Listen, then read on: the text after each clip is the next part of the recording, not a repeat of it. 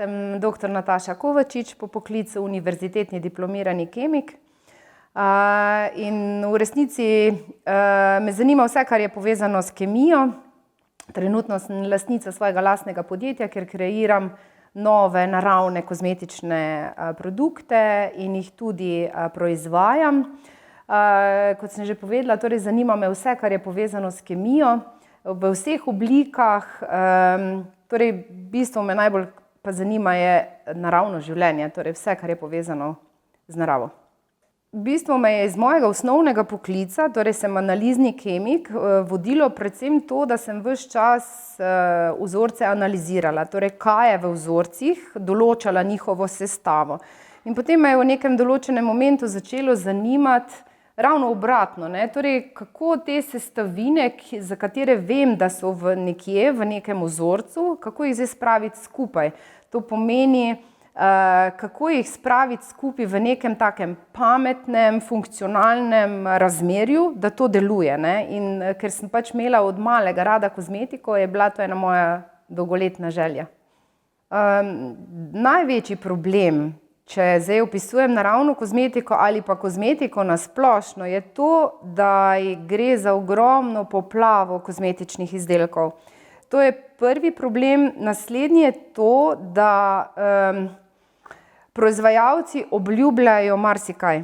To pomeni, da obljubljajo stvari, ki jih mogoče kozmetika včasih ne more nuditi.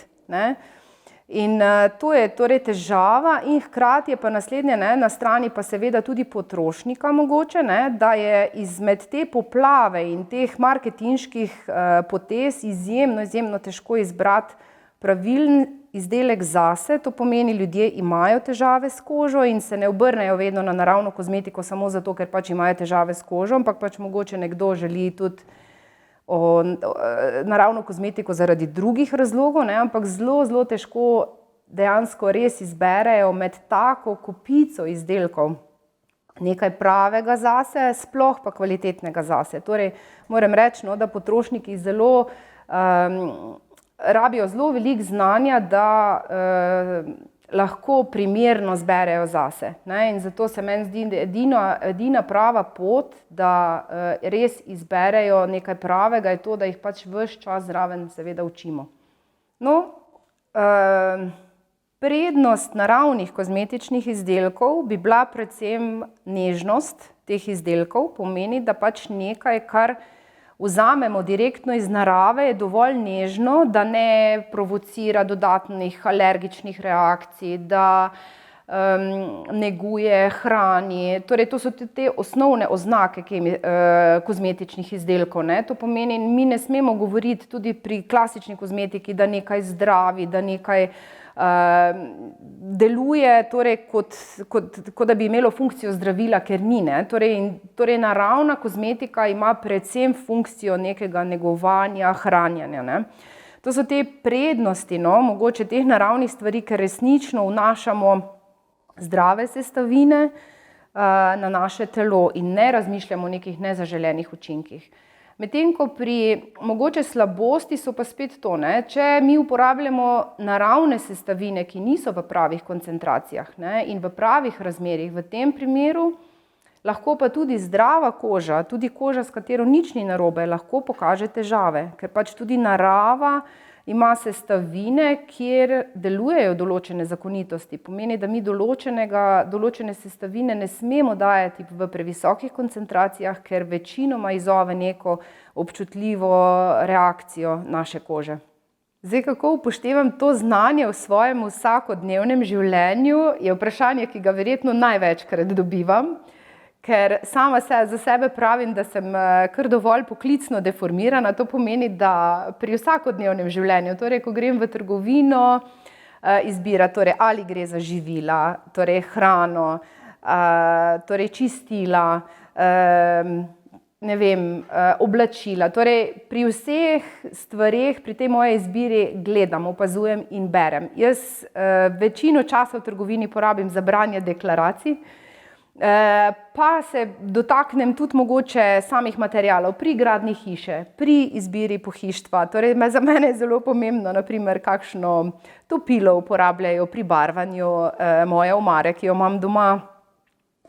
Torej, na vseh, bom rekla, nivojih mojega življenja se ukvarjam z branjem deklaracij in izbiranjem čim bolj naravnih sestavin. No, mogoče tukaj bi začela s čisto kemijsko osnovo, kaj parabeni so in zakaj mogoče so parabeni tako kontroverzna ali pa bom rekla vedno diskutabilna tema. Torej, kemijsko so parabeni estri hidroksibenzoiske kisline in imajo predvsem funkcijo spreminjanja pH-ja, torej kislosti v mikroorganizmih, zaradi česar potem mikroorganizmi tudi umrejo. In v tej svoji funkciji so izjemno uspešni, ne? In zato so kot taka velika skupina spojin izjemno, torej dobro uporabni v kozmetičnih izdelkih. Pa ne samo v kozmetiki, ampak tudi v drugih izdelkih jih lahko v ta namen uporabljamo, ne? Vendar pa, bom rekla takole, ne? Zelo smešno je, da dejansko od kod smo se sploh spomnili na parabene, da jih dajemo v kozmetične izdelke, je predvsem to, da tudi nekaj rastlin proizvaja, torej naravno parabene in jih te rastline proizvajajo ravno iz tega istega razloga. To pomeni, da imajo funkcijo zatiranja mikroorganizmov, torej da te rastline preživijo. Borovnica, oljka, na primer, sta dve taki rastlini, ki sami tvorita parabene. Vendar pa se je tekom nekaj teh zadnjih 10-15 let pojavilo kar nekaj študij, ki dokazujejo, da parabeni zmorejo prehajati oziroma se delno lahko absorbirajo skozi našo kožo. Kar pa pomeni, da dejansko začnemo dvomiti o pozitivnih lastnostih takšnih spojin, ker pri tem seveda lahko dvomimo o vplivanju parabenov na hormonsko delovanje v našem telesu, o vstopanju v metabolne poti, nastajajo lahko seveda novi metabolni produkti in to je tisto, kar je zaskrbljujoče, kar se tiče parabenov. No in seveda v naravni kozmetiki absolutno niso dovoljeni, ravno zaradi teh dvomov. In jaz sem tudi pač kot strokovnjak absolutno prepričana in stojim za tem, da takšnih spojin, v katerih dvomimo, jih dejansko ne smemo uporabljati. Ne v naravni kozmetiki, tudi ne v klasični. Sama sem tudi mnenja, da mogoče takšne skupine spojin ne bi smeli uporabljati v izdelkih za ljudi in za živali. Dokler seveda se ti dvomi popolnoma ne raziščejo, torej potrdijo ali pa ovržejo, ali v resnici gre za neke potencialno nevarne snovi. Torej, parabeni, torej ta butilparaben, ne, o katerem se pogovarjamo, ne, je eden izmed možnih parabenov, ki se uporabljajo v izdelkih, tudi kot v otroških izdelkih. Zdaj tako, ne, zdaj v klasičnih izdelkih, to pomeni, kjer nimamo nekih certifikatov, da mora biti naravno, so seveda normalno uporabljeni, dokler so uporabljeni v zdravju dovoljenih koncentracijah. To pomeni, da trenutno potekajo verjetno raziskave, da se ti dvomi razblinijo, in če so trenutne raziskave, ki potekajo, da se dokažejo dvomi, ne, se seveda ta spojina lahko uporablja še vedno, dokler ne bo raziskave, ki bo seveda določila, da gre za potencialne toksične spojine, in šele od takrat naprej bo seveda uporaba tega konkretnega parabena prepovedana. Do takrat, dokler pa teh študij ne bo, torej ne bodo končane, bo seveda uporaba dovoljena v klasičnih izdelkih. Torej zdaj v naravni kozmetiki namesto klasičnih parabenov uporabljamo torej naravne konzervanse. Zdaj ti naravni konzervansi, jih obstaja več vrst, običajno uporabljamo neke alkohole ali pa so to recimo organske kisline in njihove soli. To recimo so spojine, ki so prav tako že prisotne tudi v naravnih spojinah, in večinoma tiste spojine, ki jih uporabljamo kot konzervanse, so sintetične narave. Ne uporabljamo na primer ekstrakcij teh iz naravnih rastlin, ne. Torej tukaj smo zdaj že pri vprašanju mogoče razlike med naravnimi in pa sintetičnimi naravnimi konzervansi, ne. No in jaz bom takole rekla, ne, da nasplošno velja, da kadar imamo sintetične konzervanse ali pa sintetične spojine, so te izjemno dobro raziskane. Medtem ko govorimo o naravnih sestavinah, ravno zaradi te oznake, da je naravno, so splošno zelo dobro sprejeti in tudi raziskav ni toliko. To pomeni, da ravno tako lahko pri uporabi nekih naravnih konzervansov v tem primeru sklepamo in tudi dvomimo o neki upravičenosti, torej kdaj uporabiti nek naravni konzervans ali pa uporabiti sintetični konzervans, ne? Ampak jaz moram reči tukaj mogoče bolj zagovornik uporabe, torej konzervansa, torej spojine, ki ima funkcijo konzervansa, pa je sintetične narave, ker je torej prečiščen, ne vsebuje dodatnih spojin, ki jih lahko dobimo torej pri naravnih konzervansih, in veliko bolj so raziskani. Ne, zato pač se bolj nagibam k uporabi torej sintetičnih, čistih spojin, ki pa so seveda enake spojine, kot jih recimo pridobimo v naravi. Zdaj mogoče primer, askorbinska kislina je tudi lahko recimo se tretira kot konzervans, torej navaden vitamin C, če ga uporabljamo sintetičnega, dobimo čisto, torej 100% askorbinsko kislino, zelo čiste kakovosti. Medtem ko če vzamemo ekstrakt, torej iz limone, iz papaje, kjer dobimo vitamin C, je pri tej ekstrakciji seveda samega vitamina C dobimo še en kup drugih spojin, za katere pa mogoče niti ne vemo, kako bodo v tem izdelku delovale potem. Torej konzervans potrebuje vsak kozmetični izdelek, ki vsebuje vodo. Torej, ker je voda bistvo življenja mikroorganizmov, in v primeru vseh izdelkov, torej emulzij, torej kremi, losjoni, mila, vsebujejo velik procent vode in so konzervansi nujno potrebni. Kadar pa imamo izdelke na oljni osnovi, to pomeni, da izdelki vode ne vsebujejo, to so razni balmi, oljni serumi, oljni geli, praviloma ne potrebujejo konzervansa. Vendar je potrebno pogledati tudi življenje takšnega izdelka, torej kadar izdelek je namenjen uporabi v vodnem okolju, pomeni, da bo prihajal v stik z vodo, ga v tem primeru ga je zelo pametno vgraditi, ker namreč na ta način seveda zaščitimo izdelek. Zdaj najbolj enostaven primer bi bil oljni gel za tuširanje. Dejansko pri samem tuširanju zagotovo bo torej vsebina vašega izdelka prišla v stik z vodo in seveda je potrebno tak izdelek vseeno zaščititi, dodati konzervans, čeprav dejansko ne vsebuje sam po sebi vode. Torej, to smo že mogoče se že prej nanašali na ta odgovor glede torej uporabe naravnih konzervansov, torej tudi naravne konzervanse, ki jih poznamo, torej naravni konzervansi, ki jih mi uporabljamo, smo rekli, so lahko ali alkoholi, primer teh alkoholov je benzilalkohol, ali pa lahko za naravne konzervanse uporabljamo organske kisline in soli, kot so natrijev benzoat, benzil benzoat, in torej to so vse spojine, ki dejansko imajo funkcijo protimikrobnega delovanja v naravnih rastlinah. Torej, in mi to koristimo, to znanje, ki ga nam je narava dala, ne? In zdaj ti konzervansi, seveda, ki jih mi vgrajujemo v kozmetične izdelke, so lahko ali torej naravnega izvora, torej pridobljeni s pomočjo rastlin, ali pa so seveda sintetični. In tukaj zdaj spet ta debata o tem, torej, kaj uporabljati v naravni kozmetiki, koliko je to dovoljeno, torej uporabljati ali torej naravne konzervanse naravnega izvora ali uporabljati naravne konzervanse sintetičnega izvora.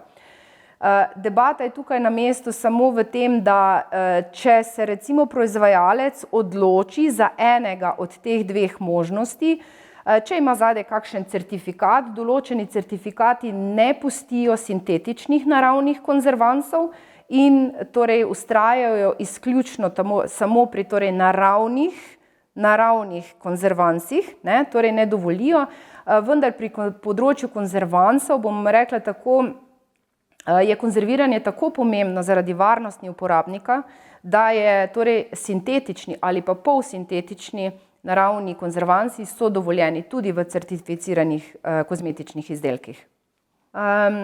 Ena zelo pomembnih sestavin v naravni kozmetiki so eterična olja. In eterična olja imajo primarno funkcijo odišavljanja, torej imajo funkcijo dišave. Zdaj, poleg tega, da so pa to dišave, lahko imajo pa eterična olja tudi druge funkcije. Zelo popularna so v sami naravni kozmetiki, predvsem zaradi svojih aromaterapevtskih sposobnosti, to pomeni, imajo funkcijo zdravljenja, delujejo lahko kot antimikotiki, to pomeni, imajo tudi protimikrobno delovanje, še posebej torej danes dejansko eterična olja nekateri izkoriščajo v kombinaciji z sintetičnimi konzervansi, ker s tem dobimo še boljšo zaščitenost, torej protimikrobno zaščitenost takega izdelka. Vendar pa moram poudariti, torej eterična olja so pa drugače seveda ena kopica spojin. Torej ne gre, ko mi govorimo, eterično olje sivke, torej ne gre za eno spojino, ki jo pač ekstrahiramo iz sivke, torej gre za en kompleks spojin, med katerimi je dosti takšnih, ki imajo potencialne alergične reakcije, tako da je pri eteričnih oljih izjemno pomembno torej paziti na koncentracijski nivo teh snovi, ki jih mi dodajamo, in pa seveda zelo dobro je treba poznati, torej katero eterično olje dati na katero kožo. Torej vsa olja, ki jih mi pridobimo, torej so lahko različnih čistosti. Lahko imamo torej tudi 100% eterična olja, pa še vedno so torej ta olja, to ni samo eno olje. To je nekako posplošeno jemati, to ne gre za eno olje. Če zdaj jaz kemično sestavo pogledam takšnega 100% eteričnega olja, gre za sestavo najmanj 40 spojin, ki so v teh 100% olju. Torej govorimo o sestavi različnih spojin, ki so normalni sestavni del eteričnega olja. Mogoče še vprašanje da odgovorim na vprašanje glede okoljskega vpliva eteričnih olj.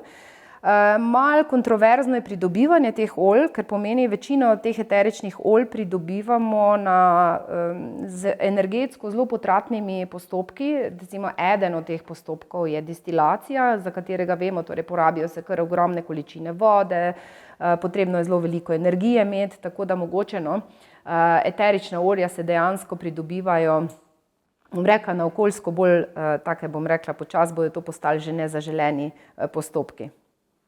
Torej, kot sem že prej mogoče odgovorila glede sestave eteričnih olj, tudi če je olje 100%, če recimo razlagamo zdaj o 100% eteričnem olju, pomeni, da je to olje sestavljeno iz kupice spojin, med katerimi je najobičajneje, recimo ene take 3 bom navedla, ki se največkrat tudi pojavljajo, torej to so linalol, limonen, citral. No, samo te 3 so namreč ene od 26 potencialno alergenih spojin, ki jih je potrebno navesti po zakonodaji iz Evropske unije od leta 2005 naprej. Gre namreč za zaščito v bistvu potrošnikov, kajti izjemno veliko alergijskih reakcij je ravno na te spojine. Torej teh 26 spojin, ki se izključno nahajajo v eteričnih oljih, je potrebno na vsakem kozmetičnem izdelku navesti, če jih seveda tak izdelek vsebuje. In seveda, torej, ali lahko imamo alergično reakcijo na te sestavine ali ne, torej vsak od nas seveda mora poznati svojo kožo.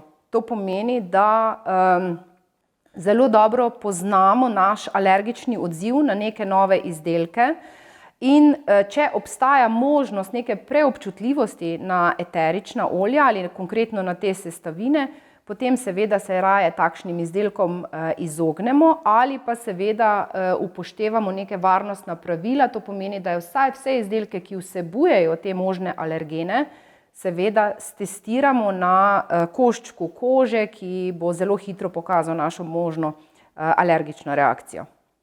Zdaj mogoče novo vprašanje glede barvil.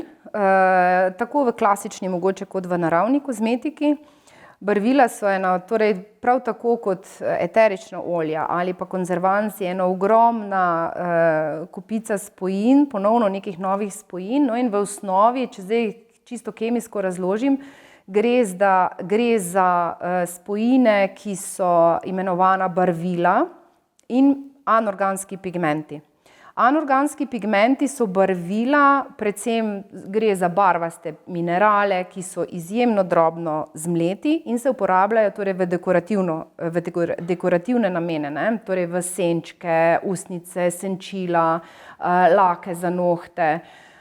No, medtem ko potem pa imamo še pa barvila, to so pa organske spojine, za razliko od teh anorganskih pigmentov, mineralnih pigmentov. Ta barvila so pa lahko ali topna, torej so polarna, topna v vodi ali nekih organskih topilih, ali so pa nepolarna, to so pa v bistvu tudi pigmenti. Zdaj v naravni kozmetiki večinoma uporabljajo mineralne pigmente in pa organska barvila, torej naravnega izvora, ne. Zdaj, normalno dekorativna kozmetika, mogoče najbolje se vprašamo o teh dekorativni kozmetiki, ne, recimo šminka, ne, ravno vprašanje, ne, šminko, torej se šminkamo dejansko sam izdelek, tekom življenja verjetno kar veliko šmink tudi pojemo. Torej s tem pojemo torej vse sestavine, ki so v šminki, tako tudi barvila. Zdaj praviloma torej seveda mora biti za tak izdelek, vse sestavine morajo biti seveda užitne. Tudi vključno z barvili.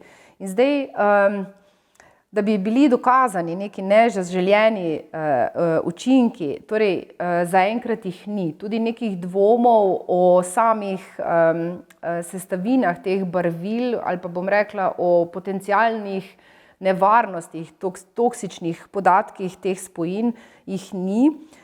Se pa pač naravna kozmetika pri barvilih predvsem omejuje mogoče res na mineralna barvila, torej te anorganske pigmente, ki se ne vgrajujejo v človeški metabolizem in se dejansko, to je tako, da bi vi pojedli en zelo dober zmlet pesek, ne. In torej ta pesek se dejansko izloži skozi vašo klasično prebavno pot in se pri tem torej ne zadržuje v vašem telesu. Zdaj v izdelkih, tudi za otroke, velikokrat torej najdemo barvila, za katere bi mogoče kdo rekel, da še posebej v otroške izdelke ne sodijo.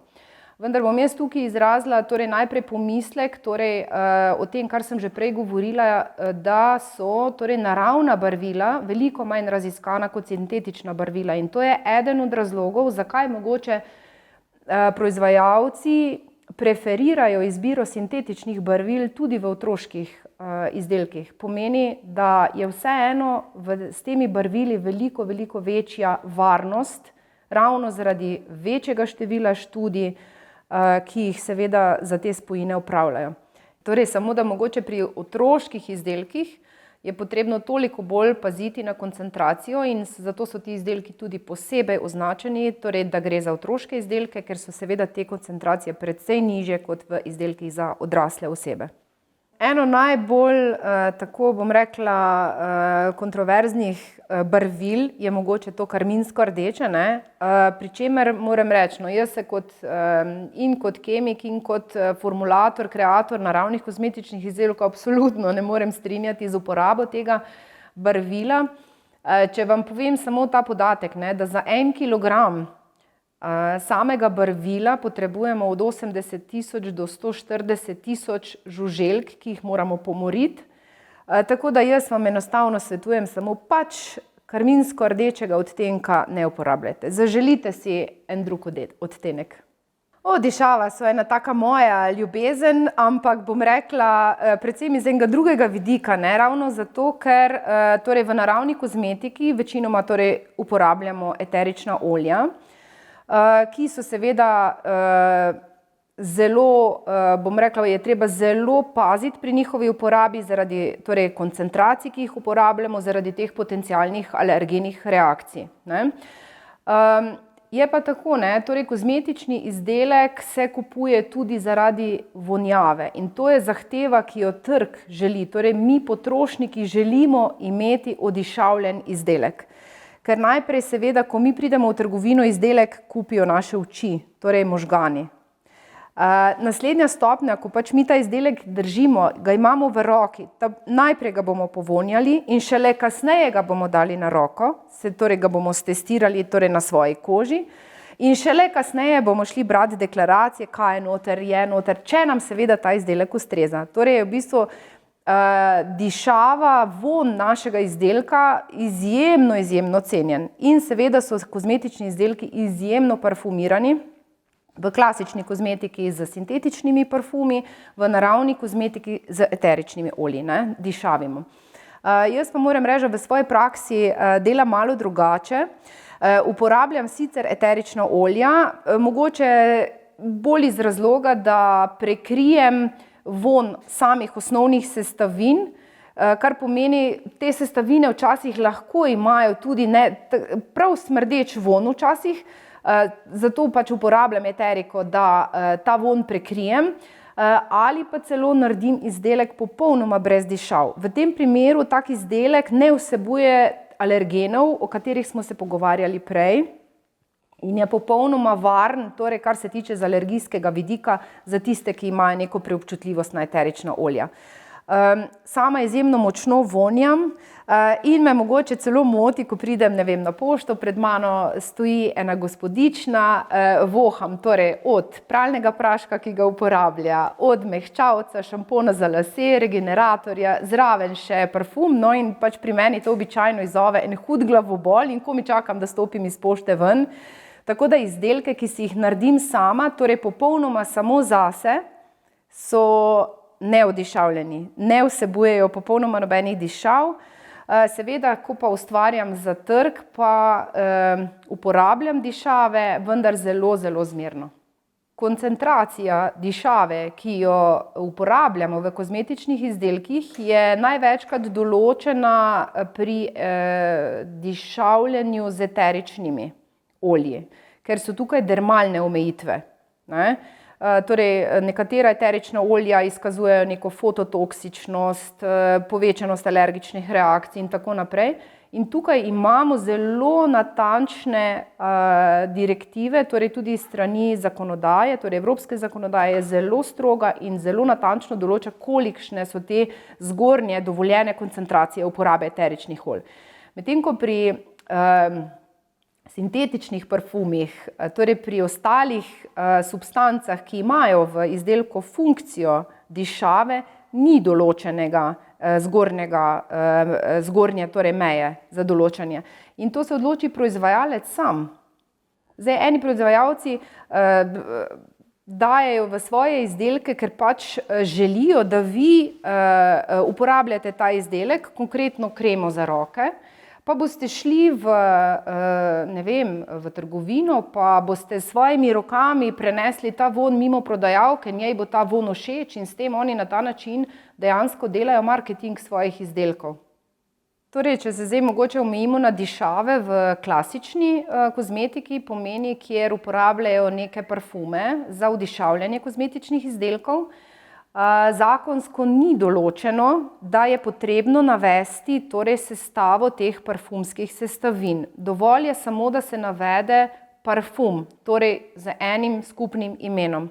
In če bi se zdaj pogledali na te INCI sestavine, v INCI sestavinah je pravilo, da se podajajo sestavine, torej od sestavine, ki ima največjo vsebnost, torej največ procentov, ki je v izdelku, torej proti vedno nižjim procentom sestavin.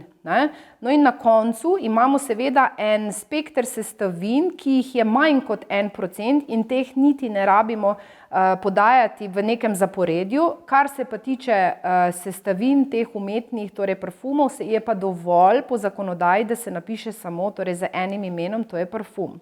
Zdaj, ali je to okej ali ni okej, je zdaj tako, zdaj, mogoče je tukaj informacija za nekoga, ki ve zase, da je v tem parfumu morebitna neka zanj potencialno alergena sestavina, je to zelo dragocena informacija. Če pa mi pogledamo povprečnega kupca, ki ne bere INCI sestavin in ki dejansko ne zna iz tega seznama razbrati pomena samih sestavin, je pa tukaj zelo diskutabilno, torej koliko teh podatkov še dodati na deklaracijo ali na škatlice teh naših izdelkov. Torej pri primeru naravnih razkužil ali pa nekih sintetičnih razkužil, jaz sem mnenja, da ponovno obstaja spet dvom o raziskavah, tako naravnih razkužil kot tudi sintetičnih razkužil. Seveda spet pri sintetičnih imamo veliko več študij kot pa pri teh naravnih. Zdaj razvoj odpornosti bakterij napram naravnim razkužilom.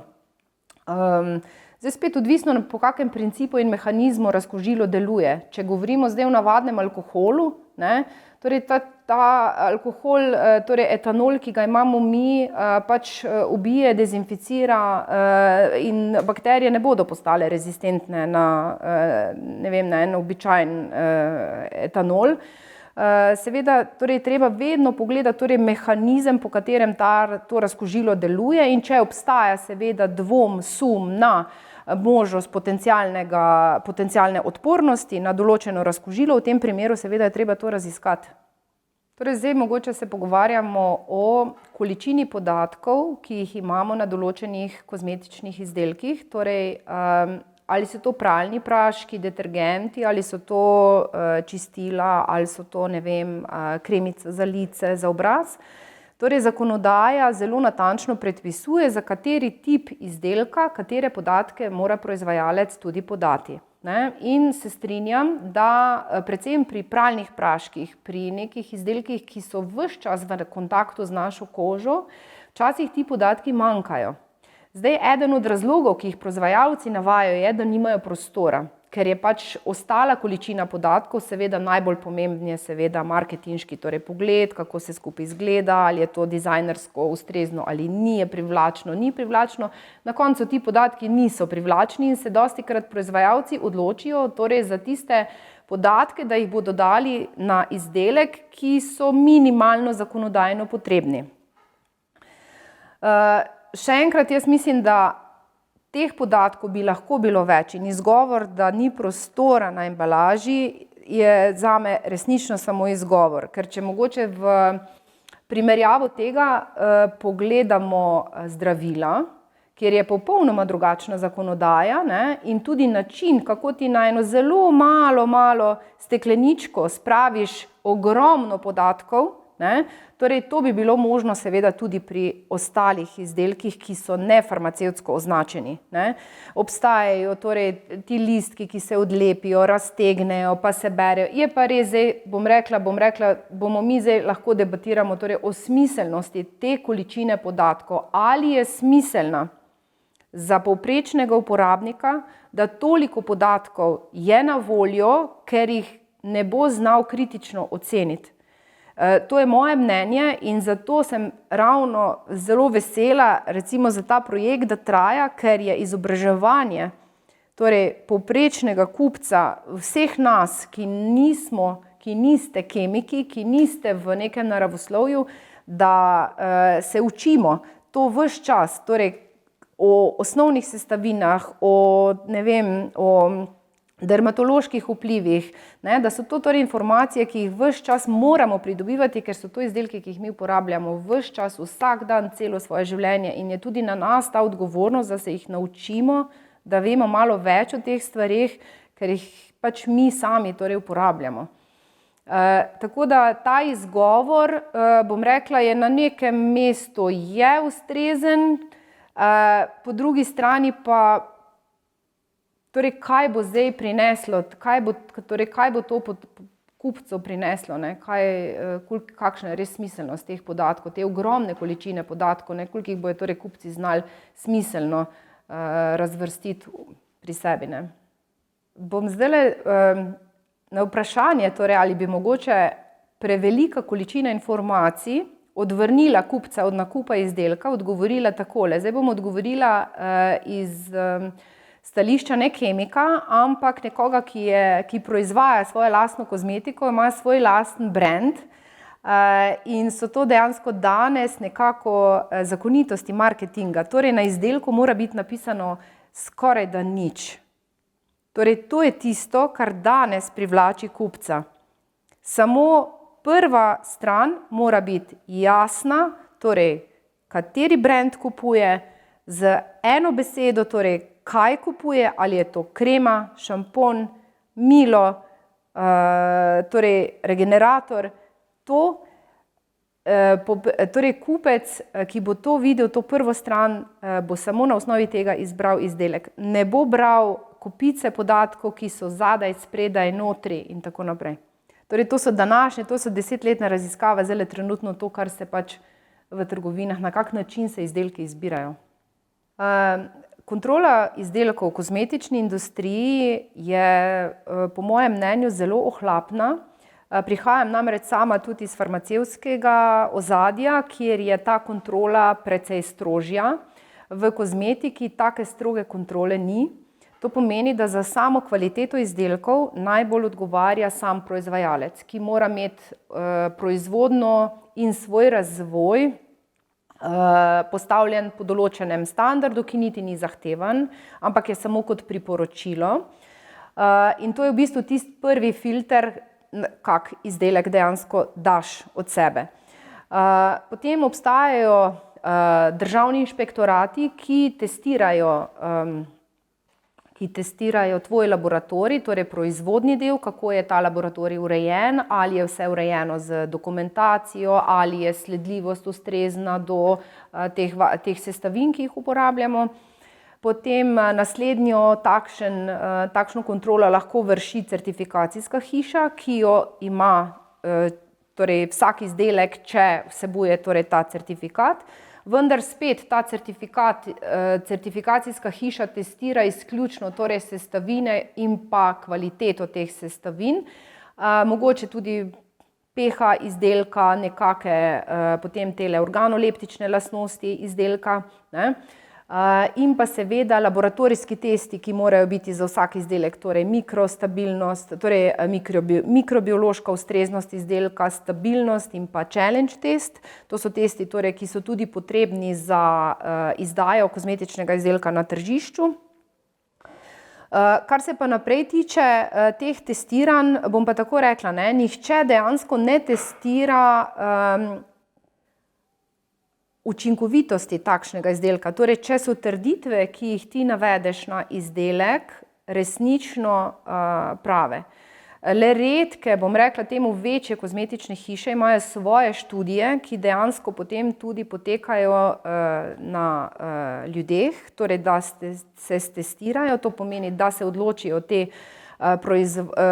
tovarne za dermatološke teste, za hipoalergenske teste. Torej, bom rekla, to so seveda ene dodatne garancije za potrošnika, če torej stojijo na sami embalaži tudi podatki o teh testiranjih. Drugače pa zakonsko niso zahtevani. Zdaj te inšpekcijske službe, državne inšpekcijske službe, imajo nek svoj urnik. Jaz osebno moram reči, da zdaj je bil čas covida, ko dejansko te inšpekcijske službe teh nadzorov verjetno v takšni meri niso mogle izvajati, tako da jaz v teh zadnjih 2 letih inšpekcijskega pregleda nisem imela, ga nisem dobila. Postajajo pa moji izdelki, konkretno imajo certifikat, ki ga je potrebno obnavljati na vsaki 2 leti in torej ta certifikacija seveda poteka pa ustrezno, ker je seveda pripraviš izdelek, ga pošlješ k njim, v svojih laboratorijih naredijo ustrezne teste in seveda dobiš potem potrdilo in pa podaljšanje certifikata. Challenge test je eden izmed testov ustreznosti kozmetičnega izdelka, ki ga damo na tržišče. Izgleda pa tako, da tvojemu kozmetičnemu izdelku namerno dodajo različne mikroorganizme in opazujejo njihovo rast. To pomeni, koliko ti mikroorganizmi vplivajo na stabilnost, na življenjsko dobo vašega izdelka. Primer vam lahko dam, na primer, kremico, ki jo imate v lončku in vi to kremico vsak dan s prstkom lepo primete in pomažete in vsakodnevno, ko vi kremico vzamete, Torej, dejansko v kremico vnašate vse bakterije, mikroorganizme, ki jih imate na vaših prstih. To kremico seveda zaprete, po možnosti ste si prej lice oprali z vodo, pa imate mogoče še malo mokre roke, vnesete še malo vode, torej te lastnosti kozmetičnega izdelka je potrebno preveriti, ne. Zato mora biti v izdelku dovolj konzervansa, da vse take napade mikroorganizmov pri tem, ko pač ta kozmetični izdelek živi, da jih stestira. Zato recimo jaz pri sebi, pri svojem delu uporabljam ene take posebne, prav za kremice, brezzračne embalaže, kjer dejansko ne pride, ni možnosti, da pride kremica v stik z zunanjimi mikroorganizmi, torej po tistem, ko jaz kremico tudi naredim, ne. To pomeni, kremica se stisne in enkratno pride ven, torej ne vnašaš teh prstov, teh umazanij, ki jih lahko vsakodnevno uporabljamo. Jaz pri svoji praksi moram povedati, da opazujem iz leta v leto izboljšanje, izjemno povečanje zanimanja o naravni kozmetiki, ampak bom rekla iz zelo različnih razlogov. Eno so razlogi čisto osebne narave, pomeni ljudje se običajno zatečejo k naravni kozmetiki, ko se pri klasični kozmetiki nekaj zatakne. Pomeni, pojavijo se neke težave s kožo, ne vedo, kaj se je zgodilo in v tem primeru pač poskušajo z nekim bolj nežnim, naravnim pristopom in se zaradi tega odločijo za naravno kozmetiko, ne. To je en od pristopov, ne. Torej težave s kožo. Drug pristop, zaradi česar se pa mogoče začenjajo odločati, je pa seveda prispevek k naravi, k trajnosti. Pomeni, začenjajo ljudje izbirati izdelke, ki so v trajnostni embalaži, ki so večinoma torej naravni in pomeni, da so v naravi izjemno dobro, torej so biorazgradljivi. Torej tudi to so razlogi, zakaj se nekdo odloči za nakup naravne kozmetike. Predvsem pa nekdo, ki kupi naravno kozmetiko, ne ostane samo naravni kozmetiki, torej spreminja svoj način življenja, se začenja bolj obnašati in iti z naravo skupaj. Torej ljudje so se zdaj v teh zadnjih letih eni obrnili k naravi in tudi k temu, da morajo precej več narediti, da se je potrebno zraven učiti, nameniti za to tudi malo več denarja, kot so ga bili običajno namenjeni dati prej, do tistih, ki so ravno v kontrasmeri. Torej, danes je namreč tudi poplava nizkocenovnih kozmetičnih izdelkov, tako lahko dostopna oziroma cenovno dostopna kozmetika, kot je danes, je mogoče nikoli prej še nismo imeli in enako tudi na drugi strani, ne. Tako visoko cenovne kozmetike, ki jo imamo danes, jo poznamo, je še tudi nismo imeli, ne. Tako da so kupci tukaj, moram reči, bomo rekli, imamo kupce, ki so, torej gredo in v eno smer in v drugo smer. Ampak vedno, res vedno več pa je teh, ki želijo tudi dvigniti svoj življenjski nivo s tem, da izbirajo naravne izdelke. Ampak zdaj govorim, seveda to so ljudje, ki bodo naredili spremembe ne samo pri izbiri kozmetike, ampak bo šlo na izbiro hrane, na izbiro obleke, oblačil, torej vseh materialov, ki jih obdajajo. Torej, da gredo čim bolj v nekako naravne sestavine, ki jih vnašajo v svoje življenje in to predvsem zato, ker predvsem računajo na neko nežnost narave, računajo na to znanje, ki ga je narava ima in ga lahko nam ponudi. In to je tisto, kar v bistvu vabi ljudi k naravi in k naravni kozmetiki. Moj nasvet kot kemik, kot ljubitelj narave je predvsem ta, da najprej morate zelo dobro spoznati samega sebe, torej kaj vi želite, kakšne so vaše potrebe in na kak način, torej kaj potrebujete, da boste te svoje potrebe tudi rešili. Torej, to se mi zdi najbolj pomembno od vsega tega, torej, da sebe poznate. Šele takrat lahko pametno izbirate. In ko poznate konkretno težave s svojo kožo, ali so to neke preobčutljivosti, presvetla koža, dermatološki, neki ekcemi, nekaj, torej na kar vaša koža odreagira, takrat lahko vi pametno izberete. Torej, če imate v izdelku ognjič, točno boste poznali, torej ja, jaz potrebujem za svojo kožo ognjič, ker ognjič mi nudi to in to in to in to. Ne potrebujem trenutno kamilice, ne potrebujem eteričnega olja čajevca. Torej, to pomeni predvsem poznavanje samega sebe in šele takrat boste naredili pravo pametno odločitev nakupa nekega takega izdelka. Torej, moje zadnje misli bi bile, naravna kozmetika ni samo kremica, je način razmišljanja, je vaša izbira in naj bo pametna, smiselna, ob tem pa seveda ponujena roka z naše strani, strokovnjakom, da pač približamo naravo vsem kupcem, tudi da lahko to nesete seveda to znanje v vaš dom.